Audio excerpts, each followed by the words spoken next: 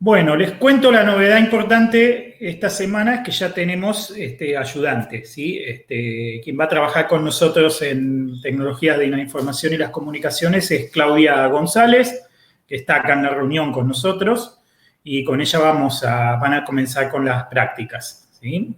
Claudia, ¿querés presentarte? Claudia ya trabaja conmigo en otras materias y, bueno, hacemos buen equipo. Así que esperemos que con ella podamos avanzar en las prácticas que tenemos un poquito relegadas. Claudia, ¿querés presentarte vos? Saludar a los chicos. Bueno, buenas tardes, chicos. Sí, bueno, yo vengo trabajando con Hugo en otras materias, pero bueno, vamos a empezar en esta nueva experiencia con ustedes. Espero que sea productivo. Y bueno, nos estamos viendo mañana, en principio, para charlar sobre la parte práctica de la materia. Después, ya mañana charlaremos algunas cuestiones y vemos cómo vamos a hacer para comunicarnos, para poder llevar adelante la materia. Así que bueno, esperemos que todo vaya bien para todos. Sí, yo estoy seguro que sí, Claudia, vamos a andar bien. Los chicos ya venían con sus guías de estudio, así que bueno, ahora con vos van a poder empezar las prácticas, ¿sí? Que es lo importante. Bueno, vamos a hacer un resumen de la clase. Cuéntenme, ¿han podido ver la clase? Ya estamos por la clase número 4, ¿sí? ¿La han podido ver? Ya habilité yo la semana pasada. Cuéntenme si la vieron. Sí, Hugo, yo la pude ver. Venimos yo también. Pero qué bien, qué alumnos aplicados, ¿sí? Me alegro muchísimo que así sea, porque lo importante justamente es que vengan con eso ya visto, así podemos resumir y pueden aprovechar para preguntarme si tienen alguna duda o alguna cosa que haya quedado poco clara, ¿sí? Estábamos estudiando el modelo OSI, ¿sí? Y habíamos ya definido el modelo OSI como la solución que se utiliza para implementar la comunicación de datos. Habíamos hablado de que son capas, ¿sí? Cada capa trabaja con un nivel de abstracción más elevado que la que está inmediatamente abajo, ¿sí? Y todas ellas se comunican con su homónima del otro lado, virtualmente, pero para comunicarse en la realidad utilizando servicios de las capas de abajo. Esto es cierto para todas, menos para la 1, que es la que tiene el control del medio de comunicación y por lo tanto la que hace la comunicación efectiva. Bien, muy bien. Habíamos estudiado los niveles 1, 2 y 3. Creo que ya habíamos llegado a hablar del nivel 4 y del nivel 5, pero lo vamos a volver a profundizar hoy. ¿Tienen alguna duda o pregunta puntual antes de que arranque? Si tienen alguna duda, aprovechen ahora para preguntar. Yo más que nada cuestiones generales del modelo. Sí, perdón, Agus. No, estaba diciendo que por el momento no tengo dudas. Bien, muy bien. Yo hubo más que nada cuestiones generales del modelo OSI. Si bien entiendo todo lo que es la arquitectura de capas, los objetivos de cada una y demás, es un sistema que está establecido, estandarizado, no sé. Bien, son buenas las preguntas. Bueno, el OSI es un modelo de referencia, ¿sí? Primero hay que definir lo que es, ¿sí? ¿Qué es un modelo de referencia? Un modelo de referencia es un estándar, ¿sí? Es una sugerencia o es una guía para implementar soluciones, no es una solución en sí mismo, ¿sí? O sea, si uno va a estudiar qué es, nos vamos a encontrar con que es una sugerencia. Es una construcción teórica que se utiliza como guía para crear las soluciones. Está un poco más arriba, digamos, ¿sí? No es una implementación, no es una cosa que por sí misma resuelve el problema. No lo resuelve ella por sí misma, sino que guía a quien quiere implementar la solución para que lo resuelva, ¿sí? O sea que en realidad, si vemos el modelo OSI, es eso. ¿Qué sugiere el modelo OSI? Bueno, primero sugiere esta idea de agrupar, ¿sí?, los distintos problemas en capas y utilizar esta arquitectura de software que es la arquitectura de capas. ¿Qué propone ya el modelo en sí? Que las capas de abajo tengan niveles más concretos y las capas de arriba tengan niveles más abstractos y que la comunicación sea entre vecinas, ¿sí? O sea, la capa de abajo, la capa de arriba utiliza los servicios de la capa de abajo. Y no deberían, por modelo, no deberían saltarse una capa, por ejemplo. O sea, la capa 3 no debería hablar con la capa 1 directamente, ¿sí? Sino que siempre la capa 3 habla con la capa 2, solicita servicios a la capa 2 y la capa 2 le solicita servicios a la capa 1. Eso es lo que dice el modelo. Esta arquitectura se puede usar para cualquier sistema, pero en particular es apropiado para comunicación, o sea, para implementar una solución donde el objetivo es transmitir información de un lado a otro. ¿Por qué? Porque es un problema que tiene mucha amplitud abstraccional, es un problema que tiene cosas muy concretas que resolver y cosas muy abstractas que resolver. Entonces, la propuesta del modelo OSI justamente es esa, es decir, bueno, dividamos el problema de cosas más concretas a cosas más abstractas. El modelo OSI se va un poquito más allá. Además de plantear la arquitectura, propone qué solucionar en cada capa. ¿Sí? No solamente dice, usen esta forma, sino que también dice, bueno, recomendamos dividir el problema en 7 capas. Y va sugiriendo qué resolver en cada una de esas capas. Las implementaciones toman esto y generalmente no lo siguen a rajatabla, ¿sí? Sino que lo toman como guía y no siguen necesariamente todo. Primero que no implementan todos los niveles. A veces se implementan algunos de los niveles y otros no. Y segundo, no siempre ponen todo exactamente en el mismo nivel que dice el modelo OSI. ¿Ah? Hay una funcionalidad, por ejemplo, que el modelo OSI sugiere ponerla en el nivel 5 y sin embargo la implementación TCP/IP la pone en el nivel 4, básicamente porque no tiene nivel 5, ¿sí? Por eso lo hace ahí. ¿Ah? Entonces, ¿qué hace TCP? Por ejemplo, el modelo TCP/IP resuelve las capas 3 y 4 y también resuelve uno de los problemas de la capa 5, pero lo resuelve en la capa 4. ¿Por qué no tiene capa 5? ¿Ah? Entonces, digamos, esas son las cosas que pasan en la práctica entre el modelo y las implementaciones. O sea, las implementaciones se guían por el modelo y se aproximan al modelo, pero no necesariamente lo siguen a rajatabla. ¿Sí? De hecho, existió una implementación que se llama justamente implementación conceptual o prueba de concepto de un protocolo que seguía exactamente el modelo OSI, pero que en la práctica no terminó teniendo tanto éxito como el que tuvo TCP/IP después, ¿sí? Y se prueba que, digamos, el modelo está bien como base teórica, está muy fuerte como base teórica, y TCP/IP está muy fuerte como implementación. TCP/IP también tiene un modelo, pero si analizamos el modelo de TCP/IP es muy flojo teóricamente, o sea, le faltan muchas cosas. ¿Tá? Es mucho más firme el modelo OSI, ¿sí? Entonces, zapatero a su zapato, ¿sí? La teoría, la práctica, la práctica. ¿Tá? El modelo OSI es, vamos a decir, la teoría dentro de la cual se encuadra la solución del problema. Y TCP/IP es una de las implementaciones que se enfoca específicamente en capa 3 y 4. De hecho, TCP/IP no se mete con capas 1 y 2. Para capas 1 y 2 nosotros estudiamos Ethernet, ¿sí? Vimos, digamos, como ejemplo Ethernet. Ethernet resuelve los niveles 1 y 2, o sea, plantea la parte física, que es donde se decide qué medio de comunicación se va a usar, qué topología, ¿sí? Qué sentido de comunicación, ¿ah? Qué medio, toda esa parte se decide ahí. Y el nivel 2, que es el que resuelve cómo se van a comunicar las máquinas sin interferirse entre ellas. O sea, todas las máquinas que están conectadas juntas, cómo se comunican sin interferirse. Ethernet es el que propone dividir la información en paquetes con un tamaño mínimo y un tamaño máximo. También propone un protocolo para que en las configuraciones donde comparten muchas máquinas el mismo medio no se interfieran.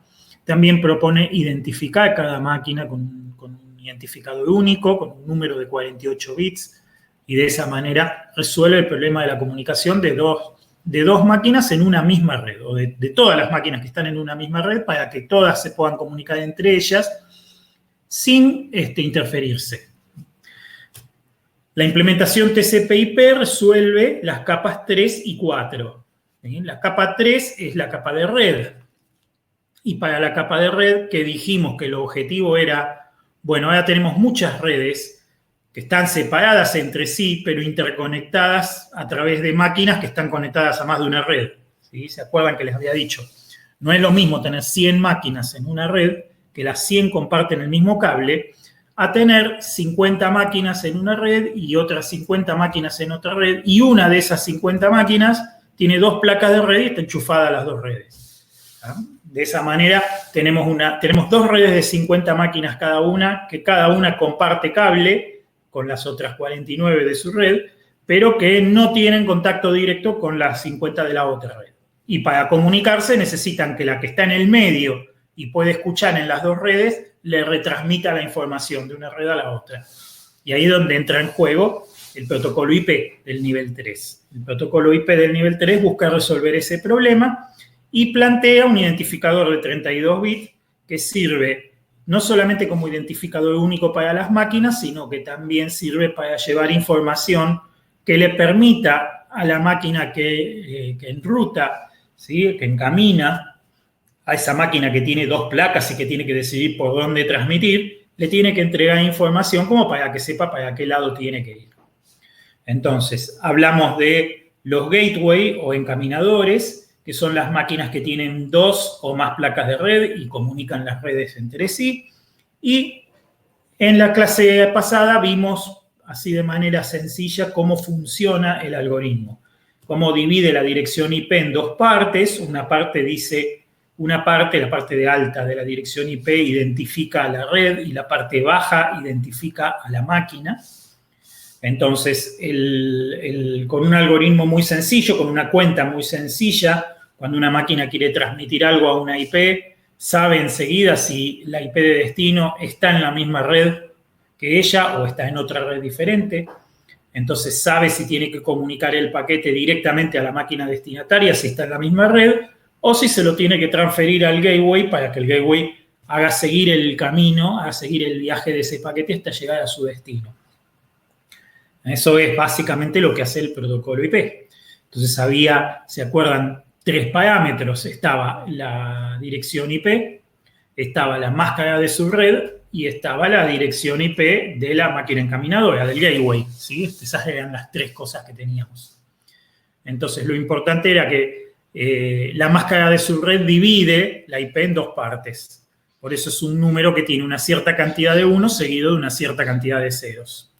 Todos los bits que tienen puestos en 1 identifican la red y todos los bits que tienen puestos en 0 identifican la máquina. Todas las máquinas que están en la misma red tienen que tener la misma máscara y todas las máquinas que están en la misma red tienen que tener todos los bits de la red iguales. Por ejemplo, con una máscara que tiene 255, 255, 255, 0, eso quiere decir 24 unos y 8 ceros, ¿sí? Entonces, los primeros 3 números de la dirección IP tienen que ser iguales para todas las máquinas de la red.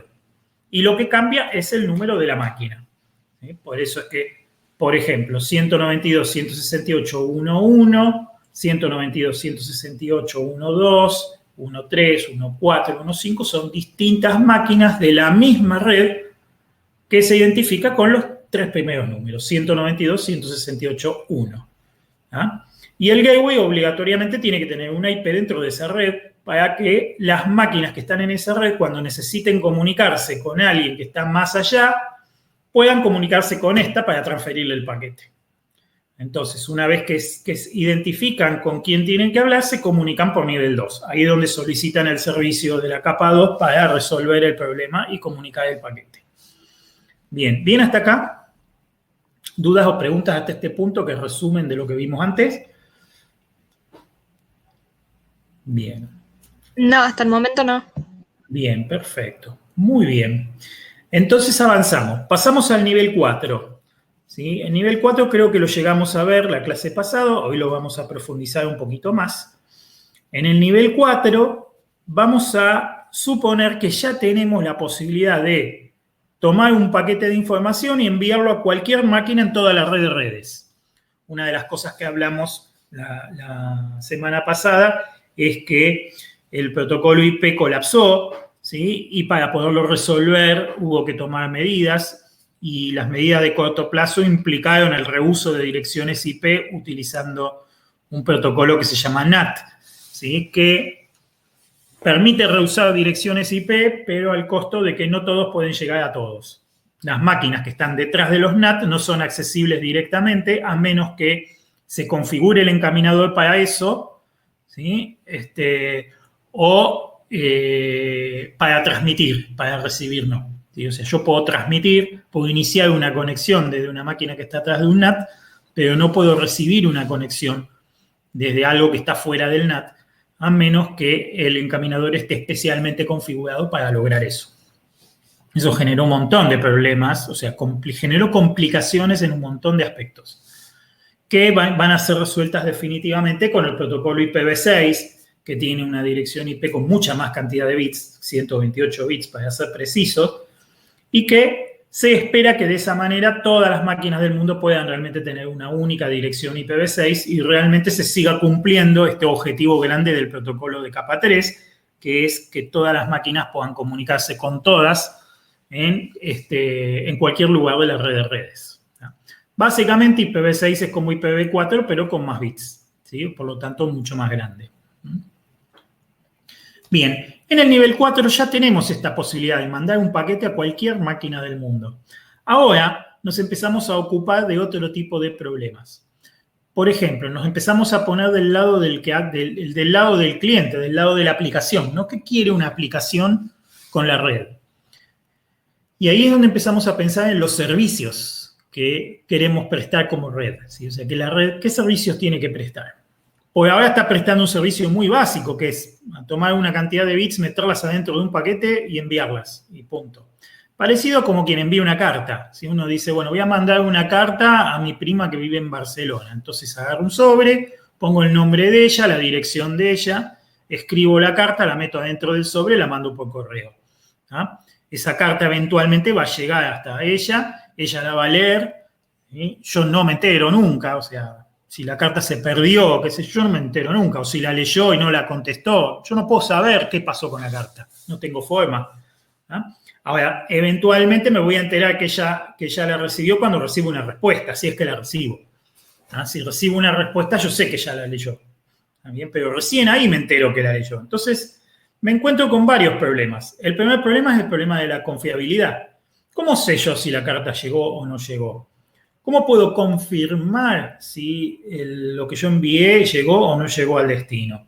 Y esa es la primera pregunta que nos hacemos y tenemos que buscar algún protocolo para resolver ese problema, ¿sí? Básicamente, pedir un acuse de recibo. ¿Sí? Yo mando la carta y le pido al correo que me avise, que me certifique que la carta llegó. Entonces, cuando llega, me avisan, me mandan un aviso a mí diciendo, mire, la carta llegó bien. ¿Ah? Eso es confiabilidad. Es pedir que el servicio sea confiable o que el servicio me garantice la entrega. O por lo menos, si no lo puede entregar, si el paquete no puede llegar hasta el destino, que yo me entere que pasó eso. ¿Sí? Yo como cliente, digamos, me tengo que enterar de que se cortó la comunicación o de que no llegó. ¿Sí? Y este tema también es un tema que hay que resolver en la capa 4. Otra cosa es que el servicio de enviar cartas, digamos, no siempre es suficiente. A veces lo que queremos es un servicio más parecido a una llamada telefónica, donde nosotros nos conectamos y una vez que la conexión está establecida, no nos preocupamos por la conexión, simplemente la usamos. O sea, yo, por ejemplo, inicio la reunión, ustedes se conectan y yo después me olvido de la reunión, de si está conectado o no está conectado. Yo hablo nomás, ¿sí? Y alguien por ahí abajo mantiene la conexión establecida todo el tiempo. Les hace llegar mi voz y si hablan ustedes, me hace llegar la voz de ustedes a mí. ¿Ah? Eso es lo que se llama la orientación a la conexión. Un servicio que está orientado a la conexión es un servicio donde yo digo, quiero conectarme con fulano. La conexión se establece y queda establecida. Y una vez que está establecida, yo puedo hablar con fulano todo el tiempo que quiera, hasta que o fulano o yo decida cortar esa comunicación. Entonces ahí se termina la comunicación. Parecido a una llamada telefónica, vamos a decir. Entonces, el servicio no orientado a la conexión sería como el correo, y es lo que ofrece la capa 3. Y un servicio orientado a la conexión es un servicio donde yo me conecto con alguien y transmito todo lo que quiero y el otro me transmite a mí en mi direccional y cuando queremos cortamos. ¿Se entiende la diferencia entre un servicio orientado a la conexión y uno no orientado a la conexión? Sí, Hugo. Ahora estaríamos en uno orientado a la conexión, entonces. En realidad, en la capa 4 es donde se implementan esos servicios. No son obligatorios, pero es uno de los servicios que se puede implementar. No todos los clientes van a querer orientación a la conexión. Puede haber algún cliente que lo que quiera justamente es mandar algo tipo una carta y no una conexión. Pero, digamos, la capa 3 espontáneamente ofrece eso. La capa 4 tiene un protocolo que permite implementar la orientación a la conexión. ¿Ah? También la confiabilidad. La capa 3 no me da confiabilidad. Yo mando un paquete por capa 3 y yo no sé si llegó o si no llegó. El protocolo de capa 4 puede implementar algún mecanismo de acuse de recibo automático que lo maneja él. No tengo que esperar que el cliente lo haga, sino que lo hace directamente él, que garantiza que el paquete llegó. Y eso también se implementa en capa 4. Finalmente, otra cosa que no es menor es cómo regular la velocidad a la que transmito los datos. Si yo transmito los datos más rápido de lo que la red los puede transmitir, eso satúa en algún lugar. Normalmente alguno de los encaminadores, si un encaminador está conectado a una red más rápida por un lado y a una red más lenta por el otro lado, y yo como emisor estoy conectado en la red más rápida, yo le transmito a más velocidad de la que él puede retransmitir a la red más lenta, con lo cual eventualmente se le va a llenar la memoria al encaminador. Y cuando la memoria del encaminador se llena, el encaminador empieza a tirar información porque no tiene dónde guardarla. Es inevitable.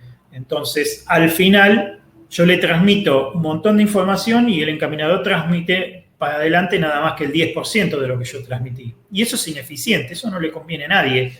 No me conviene a mí, no le conviene al encaminador y no le conviene al receptor.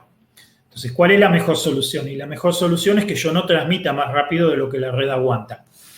Entonces, eso también está bueno que lo resuelva un protocolo en la capa 4, ¿sí? O sea, el protocolo de la capa 4 dice, le avisa al emisor que transmita más despacio para evitar que sature la red. O sea, se asegura de que la velocidad a la que se están transmitiendo la información es una velocidad que la red aguanta. Si la red es más rápida, los datos viajan más rápido. Si la red es más lenta, los datos viajan más lentos. Si yo estoy transmitiendo de una red más rápida, pero adelante hay una red más lenta, entonces el protocolo me va a pedir a mí que transmita más despacio. Mucho más despacio de lo que la red donde yo estoy conectado aguantaría. Y de todas maneras eso va a funcionar bien. ¿Se entiende, no es cierto? Así que son tres cosas importantes que se resuelven en la capa 4 o de transporte, que es permitir la orientación a la conexión, ¿sí? Permitir una confidencialidad y lo que se llama el control de flujo, que es manejar la velocidad a la que los paquetes se transmiten. Esas tres cosas se resuelven en la capa 4. La implementación TCP/IP tiene un protocolo que se llama TCP justamente, que significa Transmission Control Protocol o protocolo de control de transmisión, o también protocolo de control de transporte, que resuelve esos tres problemas. O sea, el TCP hace esas tres cosas. Es un protocolo orientado a la conexión, es decir, que yo me conecto con alguien, ¿sí? En TCP se dice que el que inicia la conexión es el cliente y el que recibe la conexión es el servidor. O sea, ahí están los roles. ¿Sí? El cliente es activo, es el que dice me quiero conectar con alguien, y el servidor es pasivo, el servidor está esperando a que alguien se conecte con él. ¿Sí? Esos son los roles en el protocolo TCP.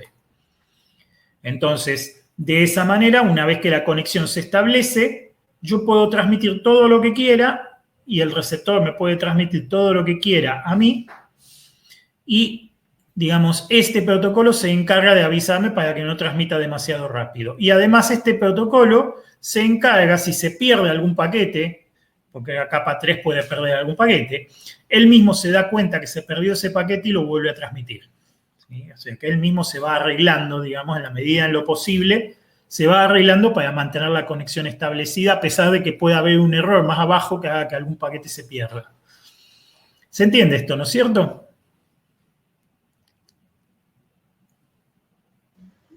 Sí, sí. Sí, perfecto.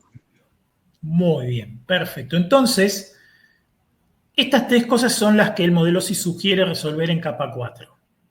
¿Sí? Ahora bien, hay otro problema más que aparece en las máquinas modernas, porque una máquina moderna tiene muchos programas funcionando de manera simultánea adentro, ¿sí? No corre un solo programa, o sea, la máquina no tiene una sola cosa, no hace una sola cosa, sino que hace muchas cosas, ¿sí? Vamos a decir a la vez, en realidad va como cambiando de una cosa a la otra a mucha velocidad. ¿Sí? Después eso lo vamos a estudiar cuando veamos sistemas operativos más adelante. Entonces, como la máquina hace eso, entonces podría haber muchos programas, vamos a decir, muchos procesos en la máquina que están queriendo comunicarse con procesos en otras máquinas. Entonces ya perdemos esta noción de que en una máquina hay una sola cosa. O sea, no es una máquina la que tiene que hablar con otra máquina, es algo adentro de esta máquina que tiene que hablar con algo adentro de la otra máquina. Resulta que tenemos muchos procesos corriendo en esta máquina, muchos procesos corriendo en otra máquina. A lo mejor los dos procesos que quieren hablar están corriendo los dos en esta misma máquina. Y eso es comunicación igual. O a lo mejor un proceso de esta máquina quiere hablar con un proceso que está en otra máquina. A lo mejor dos procesos distintos de esta máquina quieren hablar con otros dos procesos distintos de la otra máquina. ¿Está bien? O sea, piensen en todas las posibilidades que hay. ¿Sí?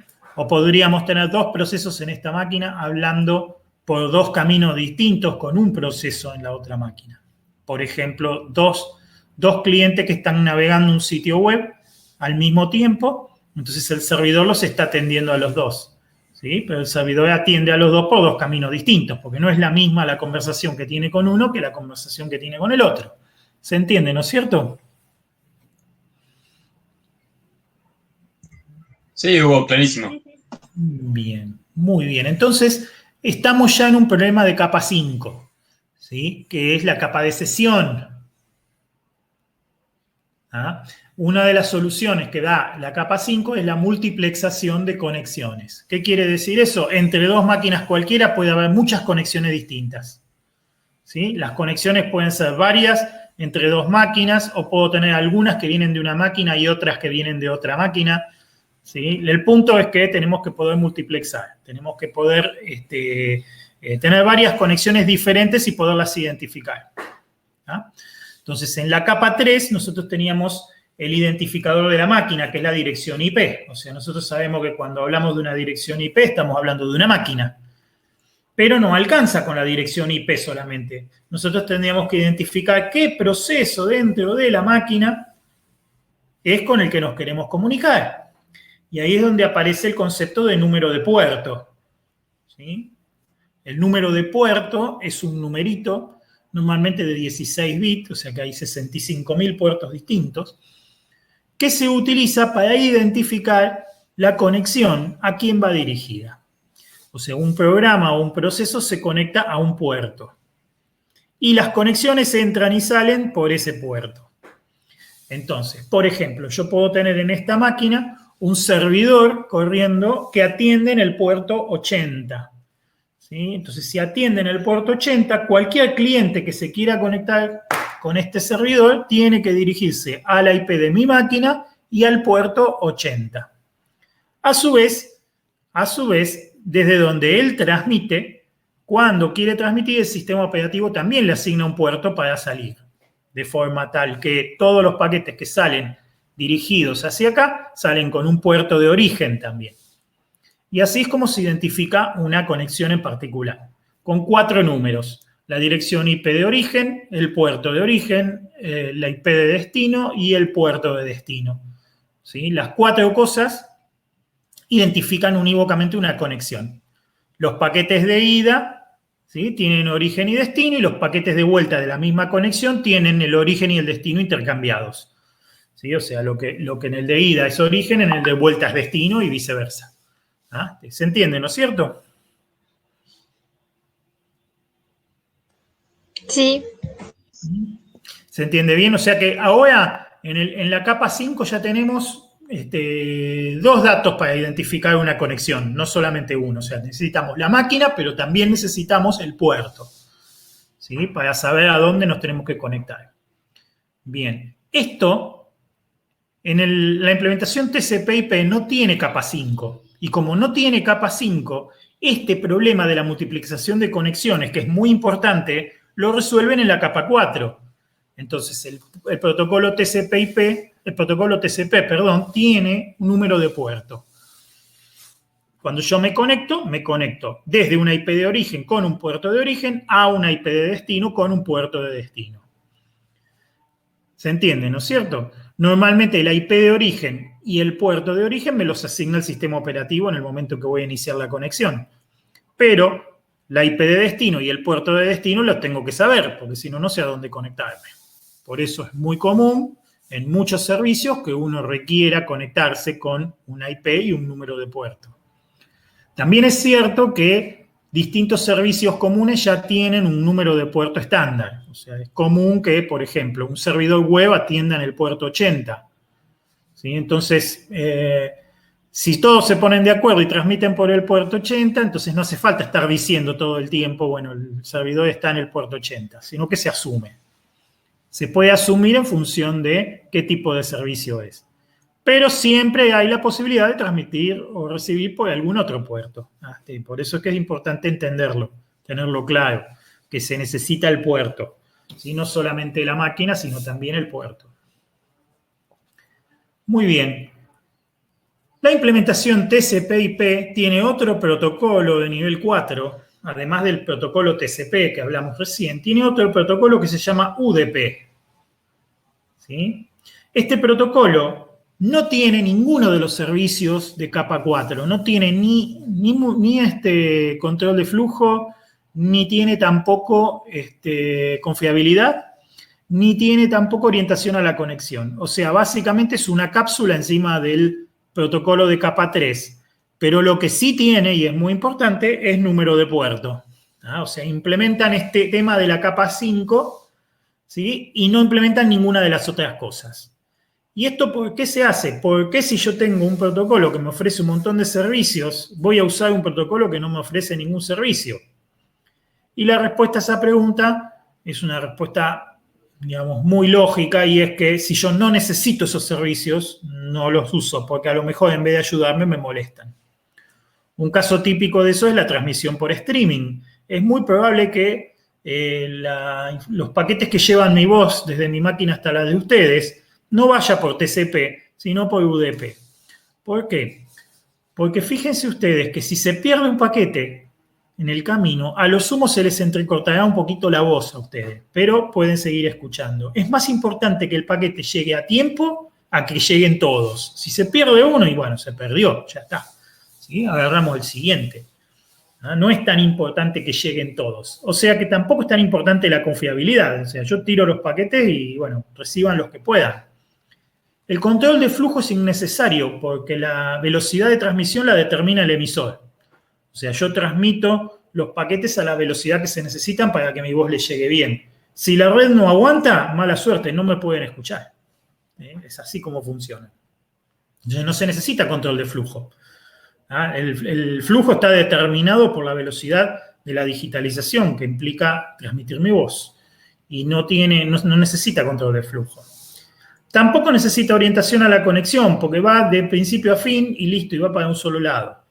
Y en este caso probablemente haya dos, uno para un lado y otro para el otro, pero no es una comunicación bidireccional, sino que son paquetes que viajan por un lado y paquetes que viajan para el otro. ¿Se entiende, no es cierto?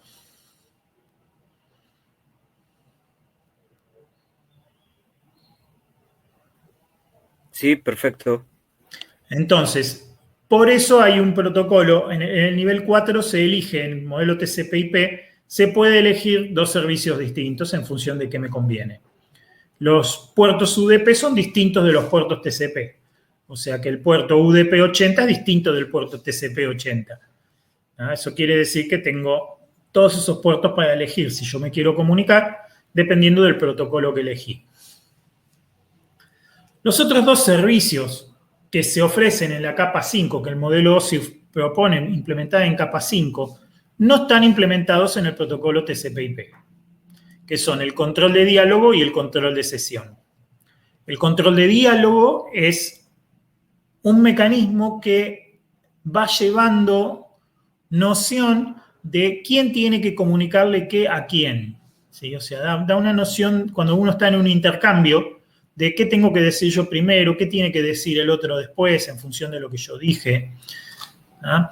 Cuando los seres humanos hablamos tenemos ese tipo de protocolos, pero si por algún motivo se pierde la comunicación, hay un error o algo, nos recuperamos. Yo, por ejemplo, no sé, les pregunto a ustedes, ¿entendieron? Y ustedes no me contestan.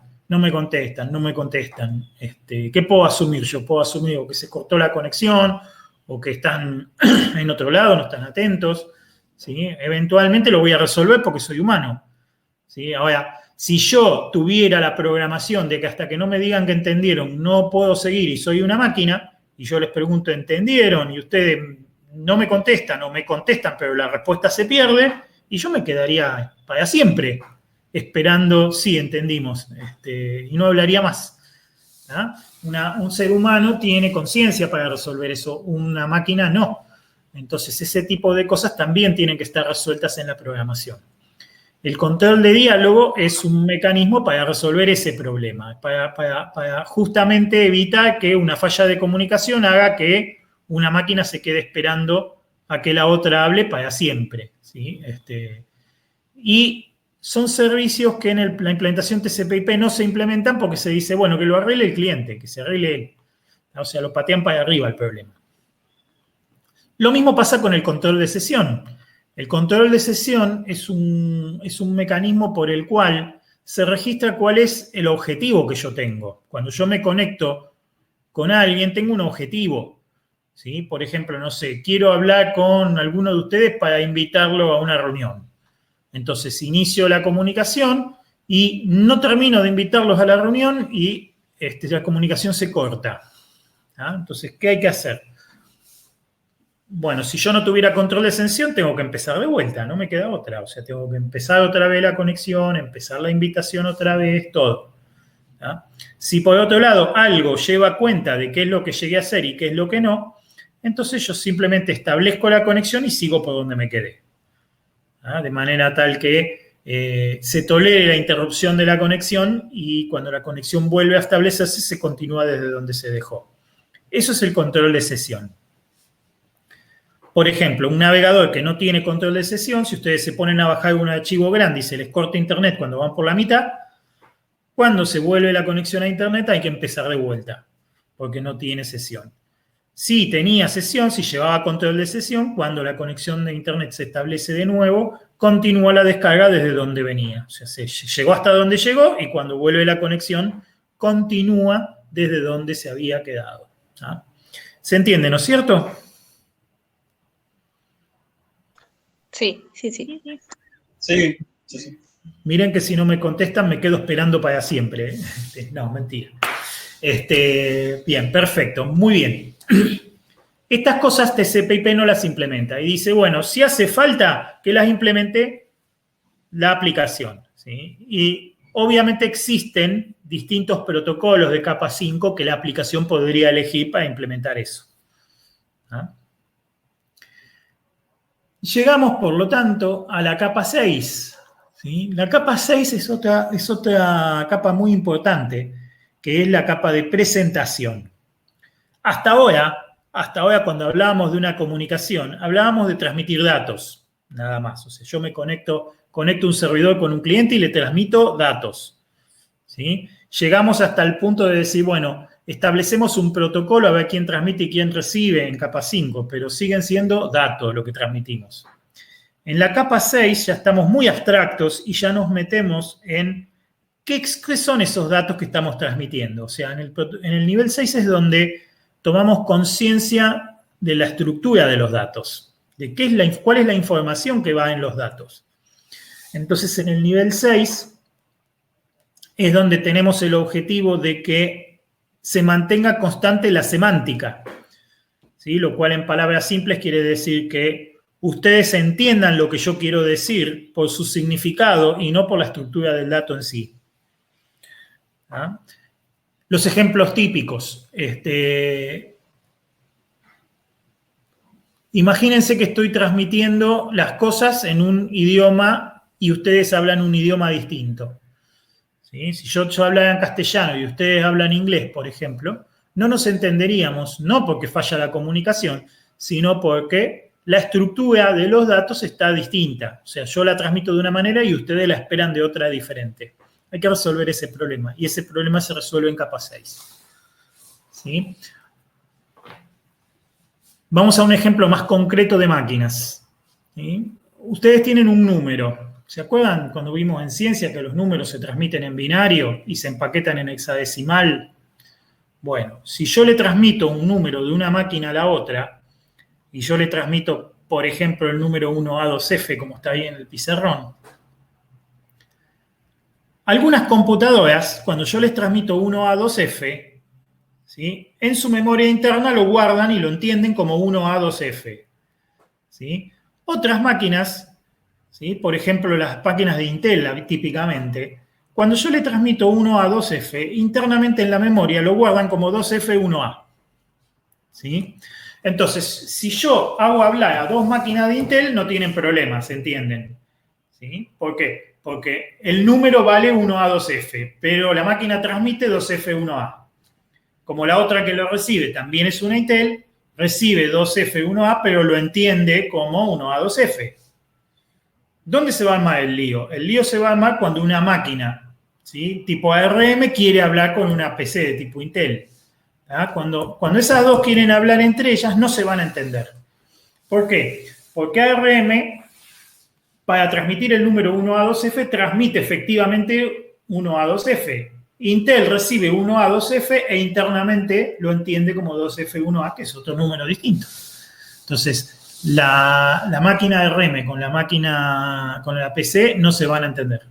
¿Sí? Si yo le voy a transmitir 18 y la máquina va a recibir 58.314. ¿Sí? Flor de lío. ¿Ah? Entonces, este es un típico problema que se resuelve en capa 6. Hay dos maneras de resolver este problema. ¿Sí? Hay dos formas. Una de las formas es definir una sintaxis para la comunicación. Es decir, bueno, todas las comunicaciones se transmiten con tal forma. ¿Ah? Si yo internamente uso la misma forma que la que se usa para transmitir, entonces no tengo que hacer nada en capa 6. Ni cuando transmito ni cuando recibo. Pero si mi forma interna es distinta de la forma que hay que comunicar, tengo que traducir a la forma común al transmitir y después volver a traducir a mi forma interna al recibir. ¿Ah? Es decir, por ejemplo, todas las comunicaciones internacionales se hacen en inglés.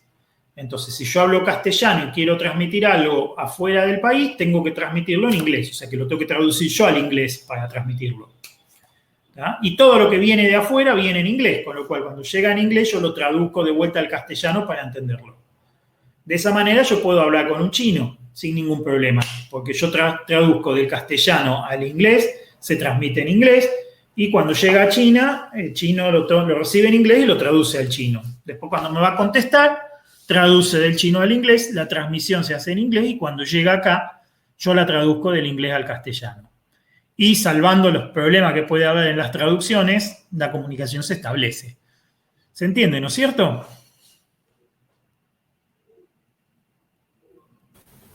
Sí, perfecto. ¿Qué quiere decir eso? Bueno, cuando vamos a transmitir 1A2F por la red hay que transmitir 1A2F, punto. Entonces ARM, como ARM transmite 1A2F, no tiene que hacer nada, ni cuando transmite ni cuando recibe. Pero Intel, cuando va a transmitir, tiene que convertir su representación interna 2F1A en 1A2F para transmitirlo. Y cuando recibe, tiene que dar vuelta otra vez los bytes para poderlo leer como él lo tiene que leer. O sea, él recibe 1A2F y lo tiene que dar vuelta antes de guardarlo para que no se confunda. ¿Ah? ¿Queda claro, no es cierto? Sí, perfecto. Por ejemplo, la implementación TCP/IP resuelve este problema solamente para sus cosas internas, para sus encabezados y su burocracia interna, pero no toca nada en los datos. O sea, en los datos no se toca nada en TCP/IP y es problema de los clientes. O sea que si yo programo un cliente que en algún momento se va a comunicar con un servidor que está en una máquina con una arquitectura distinta, y tengo que tener cuidado de que no se produzca un malentendido por falta de protocolo de nivel 6. ¿Sí? Y eso es así. O sea, el protocolo TCP/IP maneja su burocracia, o sea, sus encabezados y sus cosas sí las maneja, tiene unas funciones ahí para dar vuelta a los bytes, ¿sí? Dependiendo de qué máquina sea. Pero después todo lo demás lo tiene que resolver la aplicación. ¿Sí? La otra solución para el problema de capa 6 es indicar, además de los datos, cuál es la estructura que estos datos tienen. ¿Sí? O sea, cuál es la sintaxis que se usa. Y acá la solución sería, bueno, el siguiente mensaje está en chino y lo transmito en chino. El siguiente mensaje está en castellano y lo transmito en castellano. ¿Está bien? Entonces, en ese caso, es problema del destinatario, ¿sí?, saber entender el lenguaje en el que está transmitido el mensaje. ¿Sí? Yo transmito una imagen que está en formato JPEG. Es tema del destinatario, ¿sí? Yo le aviso en el encabezado de capa 6, dice, siguiente foto en formato JPEG. El navegador que la recibe para poderla mostrar tiene que entender JPEG y si no entiende JPEG, habrá que instalarle el plugin para que entienda JPEG. Entonces hay que instalarle el añadido o el plugin o la extensión que permita entender JPEG. Si no, no puede ver JPEG. ¿No? Con las fotos no es problema porque es bastante estándar, pero con los videos, por ejemplo, o con algunos lenguajes de scripting puede pasar que se transmite en un lenguaje que el navegador no entiende y por lo tanto hay que extender el navegador para que lo entienda. ¿Sí? Eso también es un problema de capa 6. La solución de la sintaxis común es una solución donde el emisor es responsable de acomodar la transmisión para que sea entendida por todos los demás y en la solución B es problema del receptor adaptarse a recibir la transmisión, a poder asimilar la transmisión en el lenguaje que sea que se transmitió. ¿Se entiende, no es cierto?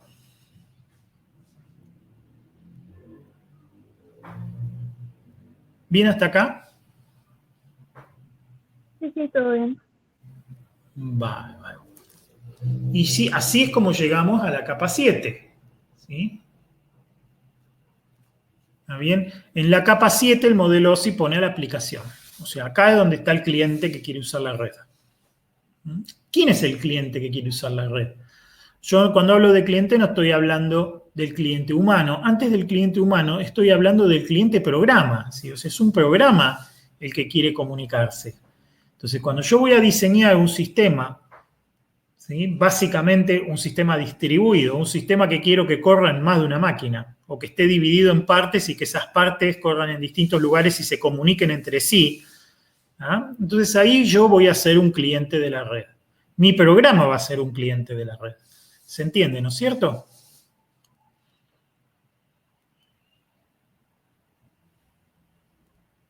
¿Me siguen, no es cierto? Sí, se entiende.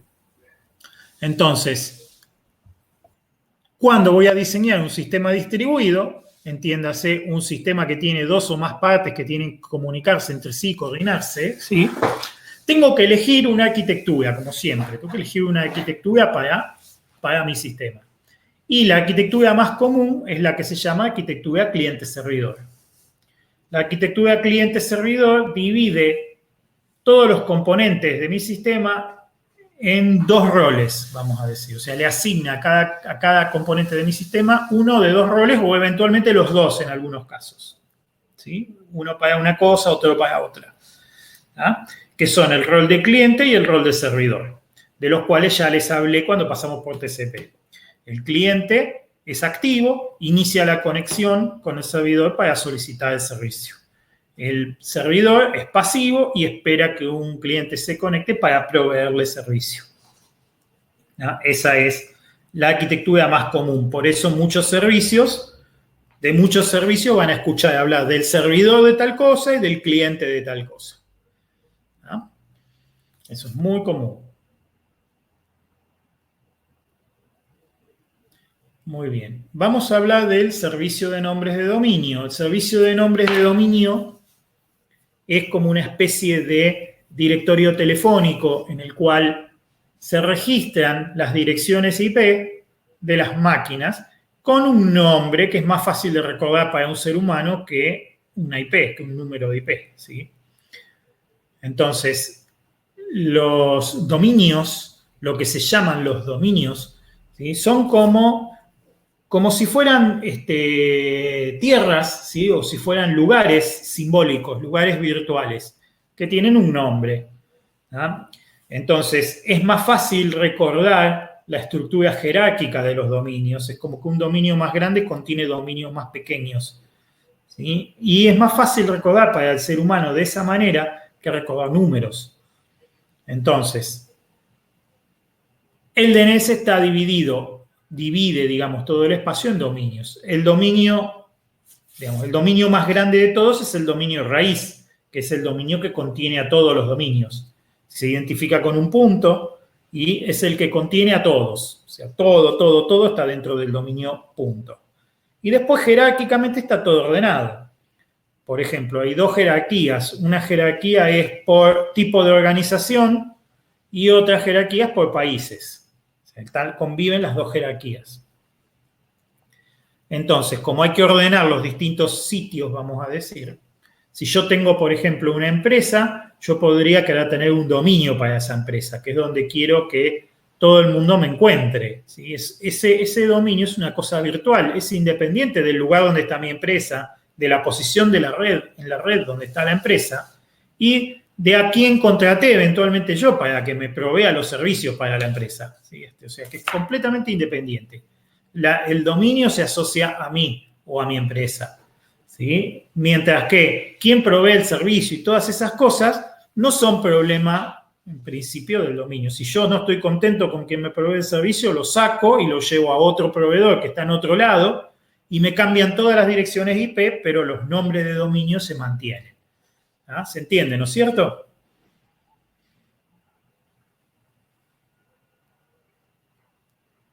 ¿Se entiende, Sí, chicos? sí. ¿Sí? Entonces, por ejemplo, Google Comar es un dominio, ¿sí? Google Comar. Google es una empresa que está dentro del dominio com. Com quiere decir comercial, ¿sí? Es por utilidad, es por, bueno, ¿qué tipo de servicios provee? Bueno, provee servicios comerciales, por eso es com. Y a su vez está dentro del dominio ARC, que ARC quiere decir Argentina, ¿sí? O sea que dentro de Argentina, ¿sí? Dentro de comercial en Argentina está Google. ¿Tá? También hay otras jerarquías que no son por países, sino que son directamente superiores, como el com. ¿Sí? Si yo voy a Google.com, también funciona, ¿sí? Y Google.com es independiente de los países, es internacional y es un dominio internacional que también es dedicado a comercial. ¿Está bien? Entonces, los puntos van dividiendo. Desde lo más chiquito vamos hacia lo más grande. Google.com.ar. Google dentro de comercial, dentro de Argentina, ¿sí? O FIO Unicen Eduar. FIO, Facultad de Ingeniería. Unicen, ¿vieron la dirección de correo? Acá arriba, miren, esta de acá. Esto que está acá es un dominio. Esto que está acá es un dominio, ¿sí? FIO, Facultad de Ingeniería. Unicen, Universidad Nacional del Centro. Educación, Argentina. ¿Sí? De esa manera está ordenado. Es un dominio adentro de otro, es jerárquico, ¿sí? ¿Se entiende, no es cierto?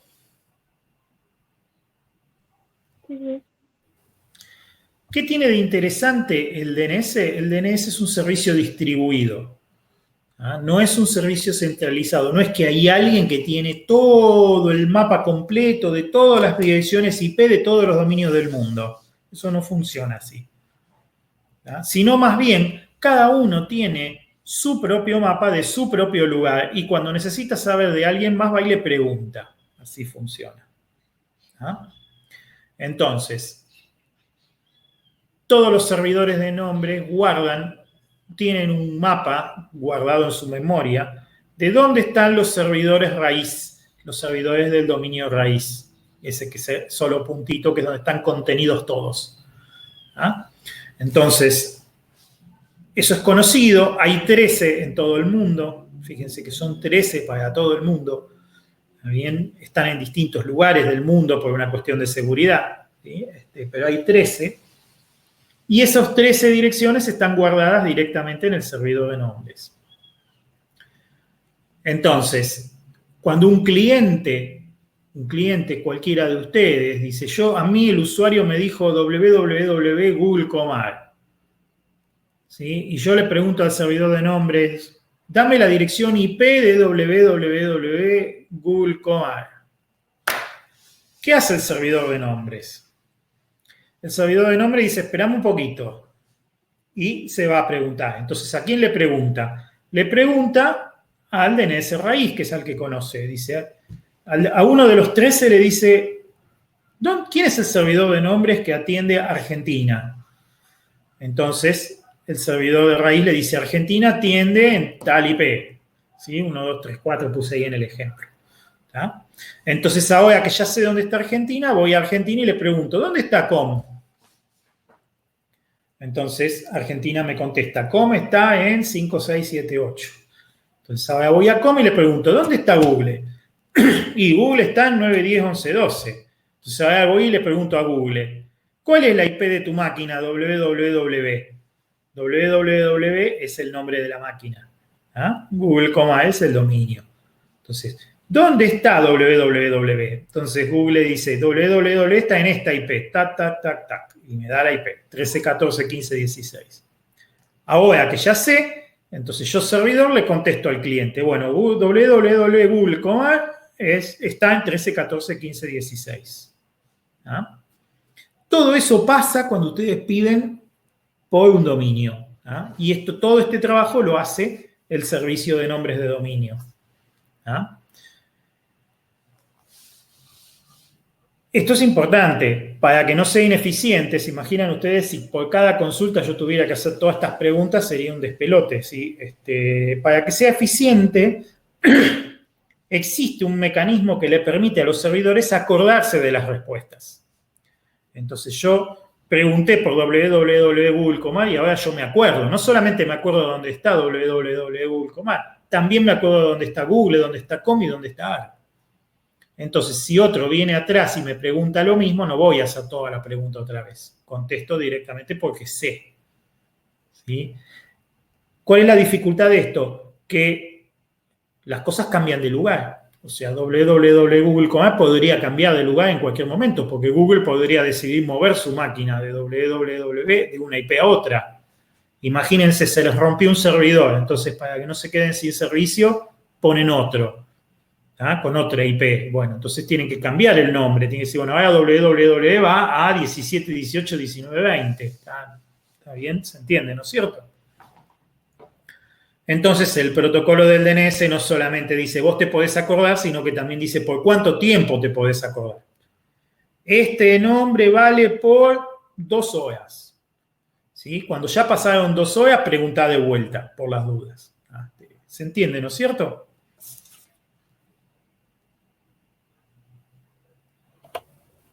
Sí, perfecto. Bien, muy bien.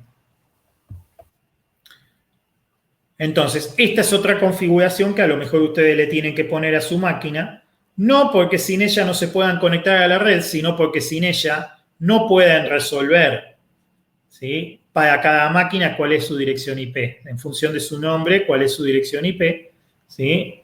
Es el servidor, es la IP del servidor de nombres, la IP del DNS. Ese es el otro dato que ustedes le tienen que dar normalmente a la computadora para que la computadora pueda resolver los nombres. ¿Sí? Entonces ahí se completa, después lo van a practicar con Claudia, si se completa la configuración de red de una máquina, que hoy se hace toda automática, pero que está bueno entender cómo funciona. ¿Sí? ¿Qué se le asigna a una máquina? Se le asigna una dirección IP, que tiene que ser única en su red. ¿Ah? Y que tiene que contener la dirección de red igual que todas las demás máquinas de la red. Una máscara de su red, una IP de un encaminador, que es a donde vamos a transmitir toda la información que se va más allá de nuestra máquina. Y finalmente, 1 o 2 direcciones IP de 1 o 2 servidores DNS. ¿Por qué 2? Porque si uno no funciona, se va al otro. ¿Ah? Por seguridad se hace eso también. ¿Sí? En vez de 1 podemos tener 2. ¿Ah? Bien, ¿se entendió? Y este es un ejemplo también. El servidor de nombre de dominio está en el nivel 7 y utiliza protocolo UDP para comunicarse. no utiliza TCP. ¿Tá? Los pedidos de DNS salen como una carta, no salen como una conexión telefónica. ¿Sí? Cuando el servidor de nombre mío habla con el servidor raíz, le manda un paquete UDP. El servidor de nombre raíz contesta con un paquete UDP también. ¿Ah?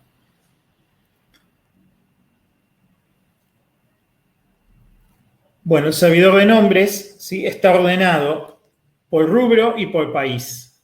¿Sí?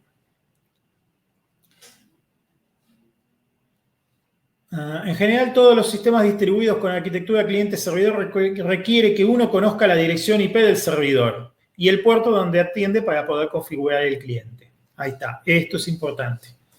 ¿Sí? O sea, si tenemos DNS, nosotros lo que necesitamos es el nombre de la máquina del servidor, el nombre con todo su dominio, o sea, el nombre y de dónde está.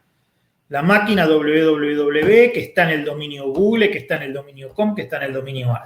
Eso cuando ustedes escriben www.google.com, están escribiendo eso. ¿Está bien? Entonces, cuando yo me quiero comunicar con algún servidor, necesito como mínimo, cómo se llama ese servidor, ¿sí? Y también en qué puerto atiende. ¿Ah? Vamos a ver algunos ejemplos, ¿sí? 2 ejemplos en particular que son importantes. El primero es la web, ¿sí? ¿Qué es la web? Mucha gente confunde internet con web, ¿sí? No es lo mismo. Muchos dicen, no tengo internet porque no anda el navegador, ¿sí? Generalmente es cierto que no anda el navegador porque no tenés conexión a internet, pero también puede pasar que la conexión a internet esté bien y que lo que esté fallando es la conexión web. ¿Ah? Bueno, puede pasar eso. No tengo navegación. ¿Qué pasó? Y me olvidé de pagar y el proveedor de internet me cortó, por ejemplo. Me cortó la navegación, pero los servicios de abajo están funcionando. ¿Ah? Interesante entender la diferencia. Fíjense, la World Wide Web es un servicio del cual vamos a hablar en detalle en la próxima clase porque es un tema que tratamos especialmente. ¿Ah? Es un servicio distribuido con arquitectura cliente-servidor, donde hay muchos clientes y muchos servidores. ¿Ah? Los servidores web son máquinas que cuando un cliente se conecta con ellas, el cliente le pide un archivo, que ese archivo puede contener un texto, puede contener una imagen, puede contener un audio, puede contener cualquier cosa que se puede trabajar en un archivo, porque estamos en una red digital y todo puede ir en archivos, ¿sí? Eso es lo que está bueno, que ya lo hablamos al principio de esta materia. ¿No? Entonces, un servidor web recibe una petición de un cliente y envía, como respuesta de esa petición del cliente, el archivo o el documento que el cliente pidió. ¿Quién es el cliente web? Bueno, el cliente web es el navegador, ¿sí? El navegador de internet que ustedes tienen instalado en su máquina o en su teléfono. Ese navegador de internet hace 2 cosas. Una es ser cliente web. Cuando ustedes, usuarios humanos, le escriben, yo quiero ver el sitio www.google.com y dan enter, ¿sí? El navegador automáticamente inicia una conexión TCP con el servidor www.google.com y como no le dicen puerto, asume que es el puerto 80, si es que es una conexión clásica web, o 443 si es una conexión segura, algo de lo que vamos a hablar después, ¿sí? Elige puertos distintos en función de si es una conexión segura o si es una conexión estándar. Y establece una conexión TCP con el servidor y le pide la página índice de su zona, ¿sí? Con lo cual, a respuesta de eso, el servidor les transmite una página que está escrita en un lenguaje que habitualmente es HTML, ¿sí? Y el navegador web, una vez que recibe la página, se encarga de mostrarla en su pantalla. O sea, ese es el otro trabajo importante que hace el navegador. No solamente inicia la conexión web, sino que además recibe la página y la muestra en su navegador. ¿Ah? Otro ejemplo de servicio es el correo electrónico. El correo electrónico, les cuento, fue inventado hace mucho tiempo, incluso es anterior a la Internet. El correo electrónico existe desde antes de la Internet. Cuando todavía no había tal cosa como una red de redes, el correo electrónico ya funcionaba, ¿sí? Y clásicamente tenía un servicio de envío nomás. ¿Por qué? Porque las máquinas estaban conectadas, o sea, al principio eran todos los usuarios de la misma máquina, entonces la máquina misma era el servidor.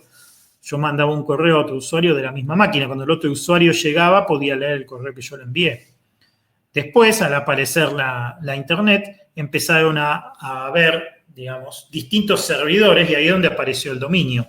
Ahora ya no teníamos que decir solamente el usuario, también teníamos que decir el usuario y en qué máquina está. Y ahí la dirección de correo tiene dos partes. ¿Sí? Hoy les mostraba la dirección de correo. ¿Sí? La dirección de correo tiene dos partes. ¿Sí? Tiene una parte que es el usuario, después tiene el arroba y después tiene una parte que es el dominio. El dominio dice, bueno, ¿en qué servidor vive este usuario? ¿En qué servidor está este usuario para leer el correo? Bueno, ¿ah? De ahí viene la dirección de correo completa. Entonces, típicamente, el primer protocolo que existió es un protocolo de envío de correo, donde cuando yo escribo un correo electrónico soy cliente de envío de correo. Cuando pongo enviar, se establece una conexión, ¿ah? TCP también, puerto 25, en la cual viaja el correo electrónico que yo escribí desde donde yo lo escribí a la máquina de destino. O sea, en este caso se conectaría a gmail.com, ¿sí? ¿Está bien? Y transmitiría el correo a gmail.com. ¿Ah? Con el tiempo se fue delegando. En vez de yo tener los correos guardados en mi propia máquina, ¿sí? Como las conexiones a Internet al principio, uno se conectaba por teléfono y no estaba todo el tiempo conectado, se conectaba un ratito nomás. ¿Sí? Se empezaron a delegar los servidores de correo, eran máquinas grandes que estaban permanentemente conectadas a la Internet y que podían recibir los correos para sus usuarios. Y los usuarios eventualmente se conectaban desde otras máquinas y pedían al servidor que les baje el correo. Por eso un cliente de correo moderno tiene dos protocolos. Tiene un protocolo para enviar correo y otro protocolo para recibir correo. Entonces, el protocolo para enviar correo lo que hace es conectarse. Al principio se conectaban directamente con el servidor de destino. Hoy, por un tema de seguridad, no se hace más así. Y yo cuando me conecto con mi servidor de correo, con el que me presta servicio a mí, ¿está bien? Y le pongo el correo que yo quiero transmitir para que él lo transmita al destinatario. A su vez, cuando un correo me llega a mí, si yo no estoy conectado, no importa. El servidor recibe el correo y lo guarda. Y cuando yo me conecto, entonces recién ahí tengo acceso al correo. Entonces, típicamente hay dos servicios, ¿sí? El servicio de envío, el protocolo para enviar correo se llama SMTP y el protocolo para recibir correo se llama IMAP, ¿sí? O POP3, que es más antiguo. En la época de los módems telefónicos, que me conectaba por un ratito para bajar datos, ¿sí? Era POP3. Hoy, que tenemos máquinas permanentemente conectadas, se utiliza un protocolo tipo IMAP que está permanentemente conectado, ¿sí? Pero los dos cumplen la misma función. Son los que les permiten ver el correo a ustedes. Eso sí tienen un cliente de correo.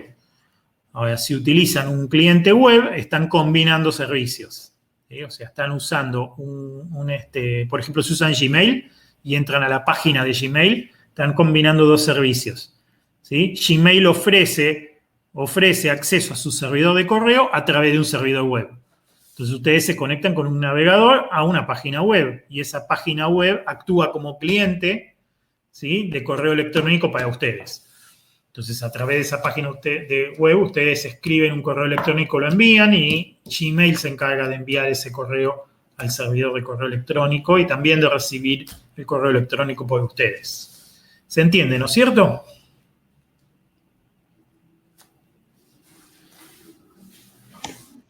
Sí, sí. Bien, muy Sí, bien. se entiende. Muy bien, perfecto. Y creo que hasta ahí habíamos llegado. La clase creo que había llegado hasta ahí. ¿Tienen alguna duda, alguna pregunta?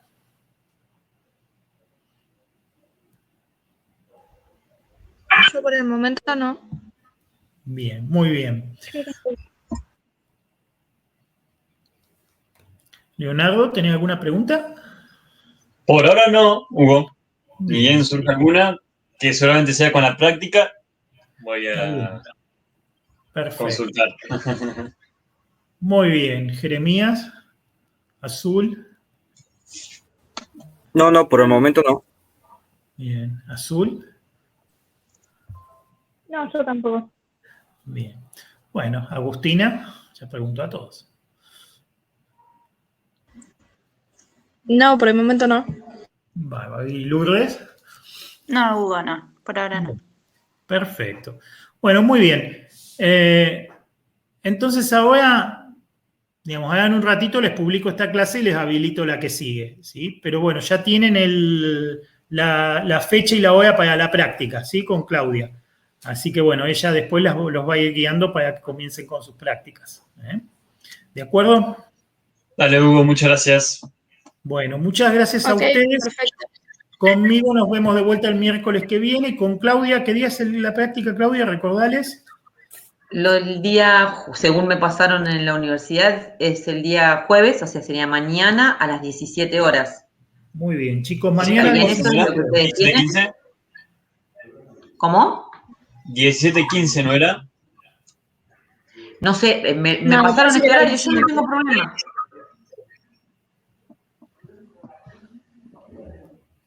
Yo no tengo inconveniente. Acomódenlo Yo ustedes. llamé el lunes a la facultad y me pasaron que el horario era de 17 a 19, pero díganme ustedes. ¿Ustedes son todos los alumnos, están todos presentes hoy?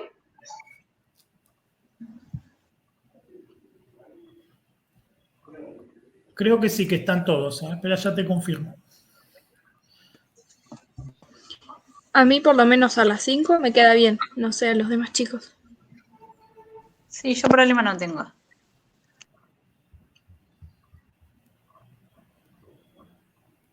A las 5 entonces está bien, ¿sí? Mañana a las 5 quedan ya firmes que tienen la clase práctica.